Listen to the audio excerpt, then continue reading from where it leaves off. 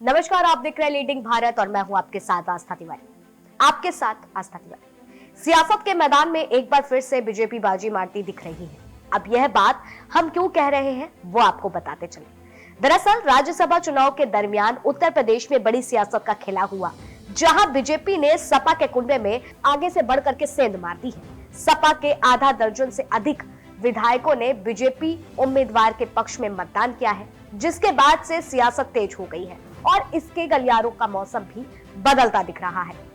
दरअसल आपको बताते चले कि राज्यसभा की 15 सीटों पर चुनाव हुए हैं, जिसमें उत्तर प्रदेश की 10, कर्नाटक की 4 और हिमाचल प्रदेश की 1 सीट है। अब ऐसे में इस फॉर्मूले को भी समझना जरूरी होगा कि किस तरीके से राज्यसभा चुनाव के विधायकों को राज्यसभा चुनाव के लिए लोगों को चुना जाता है। सबसे पहले विधायकों की कुल संख्या से 100 का गुणा करते हैं। इसके बाद जितनी सीटों पर चुनाव हो रहा है उसमें से 1 जोड़ते हैं। फिर विधायकों की संख्या में 100 से गुणाफल को इसमें भाग दे देते हैं और उसके बाद हमारे पास राज्यसभा के चुनाव में चयनित लोग मिलते हैं। अगर बात यूपी की करें तो 10 राज्यसभा सीटों के लिए चुनाव में समाजवादी पार्टी को तगड़ा झटका लगा है। अगर बात की जाए तो चीफ व्हिप मनोज पांडे समेत सपा के कई विधायकों ने या तो सत्ताधारी बीजेपी उम्मीदवार के पक्ष में वोट किया है या फिर वोटिंग से ही दूरी बना ली है। बीजेपी का दावा है कि सपा के कम से कम 10 विधायक क्रॉस वोटिंग करेंगे। सपा के विधायकों के नाम भी सामने आ चुके हैं जिन्होंने क्रॉस वोटिंग की है। क्रॉस वोटिंग के बाद सपा विधायकों की सीएम योगी से मुलाकात भी हुई। इसे लेकर के अब सपा प्रमुख अखिलेश यादव का बयान सामने आया है। सबसे पहले आपको वो बयान सुनाते हैं कि अखिलेश यादव का क्या कुछ कहना है। और दबाव तो हर एक पे बनाया जाता है। ये बात कौन नहीं जानता है कि भारतीय जनता पार्टी जीतने के लिए कोई भी हथकंडा अपनाएगी। जिस भारतीय जनता पार्टी ने चंडीगढ़ में बेईमानी की हो, बैलेट से जब वोट पड़ा, जीतने के लिए उन बैलेटों को किस तरीके से बिगाड़ा गया, किस तरीके से वोट खराब किया गया और अधिकारी के माध्यम से, उस समय अगर सीसीटीवी ना होता और बैलेट से वोट ना पड़ा होता तो शायद भारतीय जनता पार्टी को इस तरह से बदनाम होते हुए नहीं कोई देख पाता। जहां तक यूपी का सवाल है, राज्यसभा के चुनाव में भारतीय जनता पार्टी ने सब कुछ किया है वोट लेने के लिए, और जो लोग गए हैं उनमें साहस नहीं रहा होगा सरकार के खिलाफ खड़ा होने में। देखिए, कार्रवाई निश्चित होगी क्योंकि पार्टी के जितने भी हमारे साथी हैं उनका मानना है कि ऐसे लोगों को दूर कर दीजिए।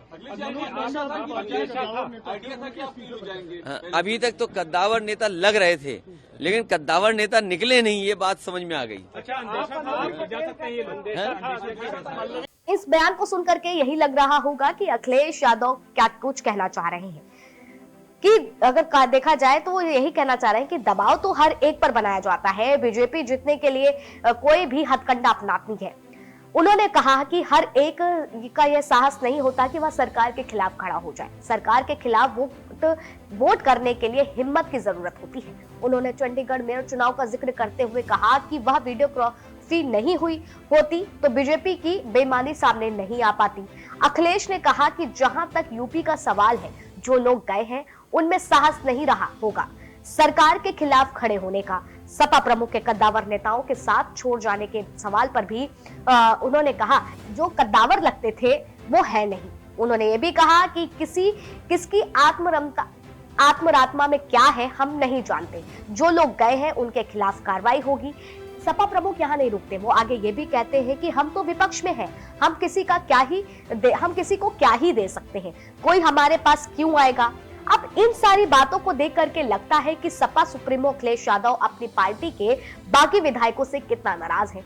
अब कार्रवाई के चलते क्या कुछ वे करेंगे यह देखने वाला विषय है, लेकिन इन चुनाव से यह बात साफ होती दिख रही है कि सियासत के मैदान पर भाजपा ने अपनी धाकड़ पकड़ बना ली है और अब आने वाले लोकसभा चुनाव भी चूंकि नजदीक है तो इन सारी बातों को अगर देखा जाए तो कहीं ना कहीं भारतीय जनता पार्टी ने राज्यसभा चुनाव के लिए पहले से तैयारी करके रखी थी। क्योंकि अगर देखा जाए तो लगातार इन सारी चीजों का यानी कि सपा के दल से उनके विधायकों पर सेंध मारना ये आसान बात नहीं थी। इसको लेकर के यही संशय लगाया जा रहा है कि भारतीय जनता पार्टी इसके पीछे राज्यसभा चुनाव को लेकर के पहले से ही प्लानिंग कर रही थी और यही वो वजह है कि आज उसके रिजल्ट सामने आते दिख रहे हैं, जहां आधा से दर्जन विधायकों ने, सपा के विधायकों ने बीजेपी के पाले में वोट दिया है। फिलहाल अगर आपको खबर अच्छी लगी हो तो हमारे चैनल को जरूर सब्सक्राइब करिए और इस खबर को लाइक, शेयर, कमेंट करना बिल्कुल ना भूलें।